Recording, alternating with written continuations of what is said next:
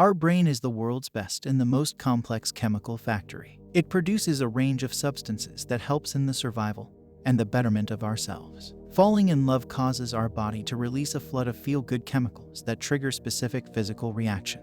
The major chemicals include dopamine, adrenaline, norepinephrine, and oxytocin. These chemical levels increase when two people fall in love. Dopamine creates feelings of euphoria, similar to the feeling associated with the use of cocaine or alcohol, while adrenaline and norepinephrine are responsible for the pitter-patter of the heart, restlessness, and overall preoccupation with the feeling of thinking about your partner all the time that goes along with experiencing love. Oxytocin is also called the love hormone, which has the effect of bonding you to your partner.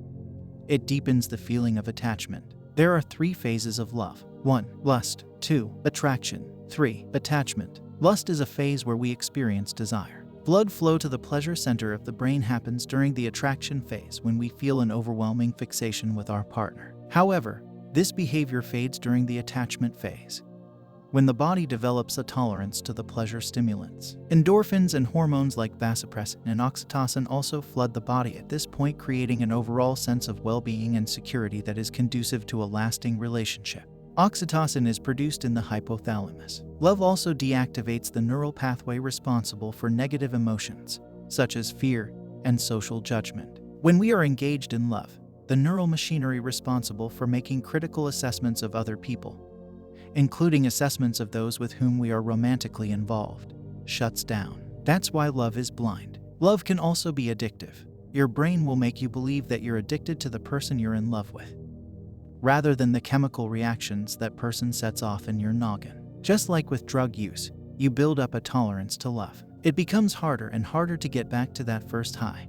That first time your brain released all of those feel-good hormones and you felt like you were on top of the world. The harder you try to get back to that place, the more discouraged you might get with your partner. If you break up, your brain will react the same way it would if someone stole your drug. Love can be both constructive and destructive at the same time. Romantic love is an investment, a leap of faith. It's like looking at a being as a god. To fall in love is to enter the forever box with somebody else.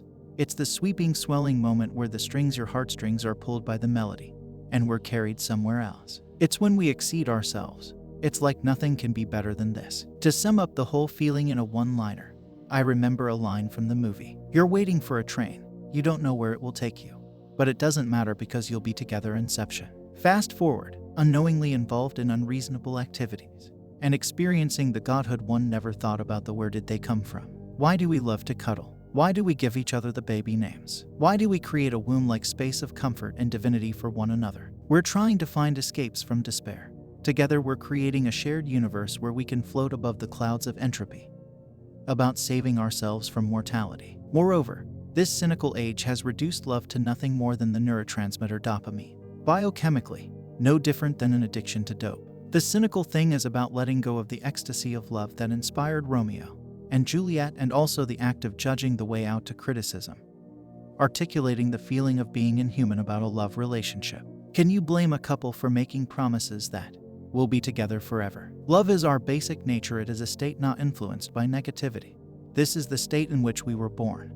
It creates a feeling of oneness, knowing that we are secure, not threatened by unknown fears. All our needs are taken care of. There is someone to take care of all our needs to exist. Love is experienced in different ways when each relationship is addressed.